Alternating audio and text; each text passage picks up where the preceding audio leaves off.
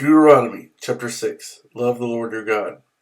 These are the commands, decrees, and laws the Lord your God directed me to teach you to observe in the land that you are crossing the Jordan to possess, so that you, your children, and their children after them may fear the Lord your God as long as you live, by keeping all his decrees and commands that I give you, and so that you may enjoy long life.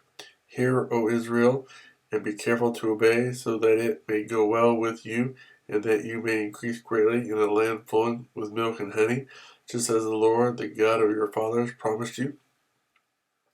Hear, O Israel, the Lord our God, the Lord is one. Love the Lord your God with all your heart, and with all your soul, and with all your strength.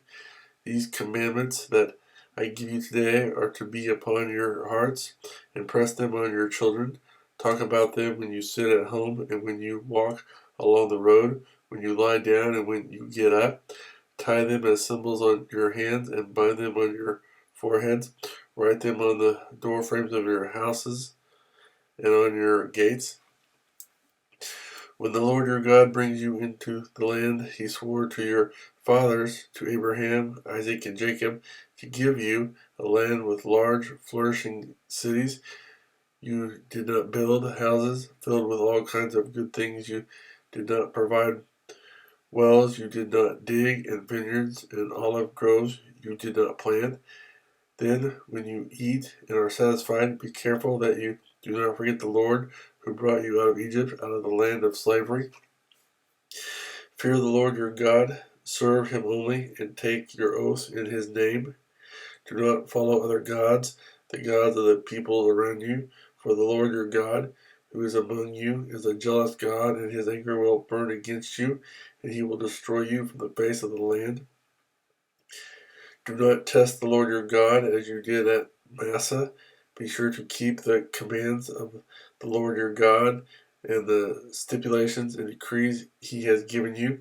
Do what is right and good in the Lord's sight, so that it may go well with you, and you may go in and take over the good land that the Lord promised on oath to your forefathers, thrusting out all your enemies before you, as the Lord said. In the future, when your son asks you, what is the meaning of the stipulations, decrees, and laws the Lord our God has commanded you, tell him, we were slaves of Pharaoh in Egypt, but the Lord brought us out of Egypt with a mighty hand. Before our eyes the Lord sent miraculous signs and wonders, great and terrible, upon Egypt and Pharaoh and his whole household. But he brought us out from there to bring us in and give us the land that he promised on oath to our forefathers. The Lord commanded us to obey all these decrees and to fear the Lord our God, so that we might always prosper and be kept alive, as is the case today. And if we are careful to obey all this law before the Lord our God, and he has commanded us, that will be our righteousness.